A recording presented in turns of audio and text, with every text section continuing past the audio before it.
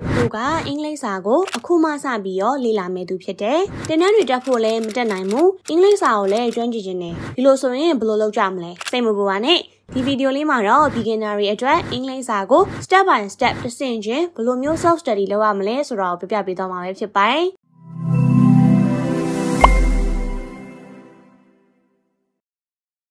Step 1အခြေခံကနေစတင်လေ့လာပါအခြေခံဆိုတဲ့နေရာမှာကြီးတွေတရတွေစတဲ့အခရာတွေကနေစပြီးတော့လေ့ကျင့်လို့ရပါတယ်ကိုကဒါတွေသိပြီးသားဆိုရင်တော့အခြေခံစကားလုံးတွေအသုံးများတဲ့စကားစုတွေကိုစတင်လေ့လာပါအင်္ဂလိပ်စာကိုကိုနဲ့ရင်းနှီးအောင်လုပ်ပြီးတော့အတန်ထွက်တွေကိုလည်းကိုပြောနိုင်သလောက်လိုက်ပြီးတော့ပြောကြည့်ပါ Step 2အခြေခံ grammar စည်းမျဉ်းတွေကိုလေ့လာပါအခြေခံဝါကျတိဆောက်ပုံတွေ subject verb agreement စတဲ့အကြောင်းအရာတွေ verb tenses တွေ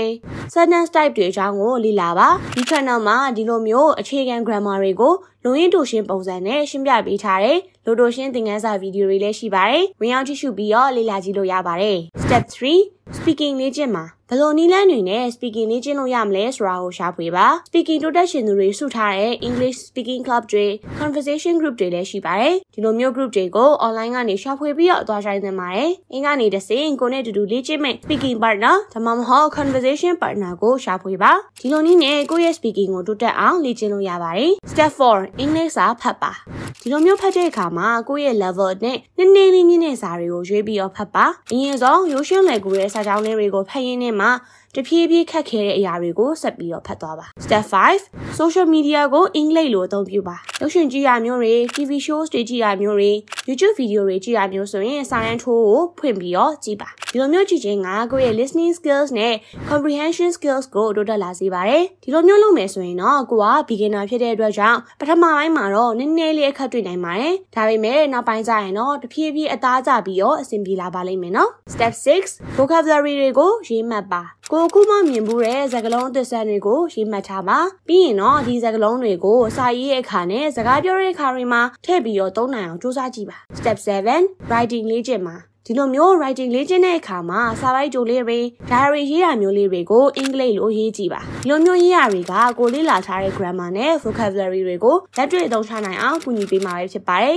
Step 8ကိုယ့်ရဲ့တိုးတက်မှုကိုစစ်ဆေးပါဒီလိုမျိုးစစ်ဆေးဖို့အတွက်အသုံးပြုလို့ရတဲ့ website တွေအများကြီးရှိပါတယ်ဒီ website တွေအကြောင်းနဲ့သက်ဆိုင်တဲ့ video တွေကိုလည်းမကြာခင်တင်ပေးဖို့ရှိပါတယ်ဒီလိုမျိုးပုံမှန်စစ်ဆေးမှုမရှိဘူးဆိုရင်ကိုတိုးတက်လာမှမသိပဲဖြစ်ပြီးတော့စိတ်တက်ကြတာမျိုးတွေဖြစ်လာနိုင်ပါတယ်နောက်ဆုံး Step 9ကတော့စိတ်ခွန်အားတက်ကြွစာနဲ့လေ့လာပါဒီလိုမျိုးစာလေ့လာတဲ့အခါမှာစိတ်ခွန်အားတက်ကြွနေဖို့ဆိုရင်ရေတိုပန်းနိုင်လေးတွေချမှတ်ပြီးတော့မှဒီပန်းနိုင်ကိုစခုနိုင်ငယ်ဆိုရင်ကိုဆူချပေးဖို့လိုပါတယ်ပြီးတော့ဒီလိုမျိုးလေ့လာနေတဲ့အချိန်မှာကို support လုပ်ပြီးတော့အကောင်းမြင်တဲ့သူတွေအချီတက်ရှိတဲ့သူတွေနဲ့ပဲပေါင်းသင်းဖို့လိုအပ်ပါတယ်ဒါဆိုရင်တော့စိတ်ရှုပ်စရာတွေကြုံရမှာမဟုတ်ဘဲနဲ့စာလေ့လာတာကိုအများကြီးတိုးတက်မှုရှိစေမှာပဲဖြစ်ပါတယ်နောက်ဆုံးအချုပ်အနေနဲ့ပြပြချင်တာတစ်ခုကတော့ဘာသာစကားလေ့လာရဲဆိုတာအချိန်တိုင်းတာတစ်ခုပေးဖို့လိုအပ်ပါတယ်ပြီးတော့ရေရှည်စူးစမ်းအားထုတ်မှုလည်းမဖြစ်မနေပါမရပါလိမ့်မယ်ဒါမှသာသင်ကျွမ်းကျင်တဲ့အင်္ဂလိပ်စာဘာသာစကားကိုတည်တည်ချာချာနဲ့တက်မြောက်နိုင်မှာပဲဖြစ်ပါတယ်ဒီနေ့ရဲ့ဗီဒီယိုလေးကတော့ဒီလောက်ပါပဲအဆုံးထိကြည့်ရှုပေးကြတဲ့အတွက်အားလုံးကိုကျေးဇူးအထူးပဲတင်ရှိပါတယ်ရှင် See you all again in the next video. Bye bye everyone.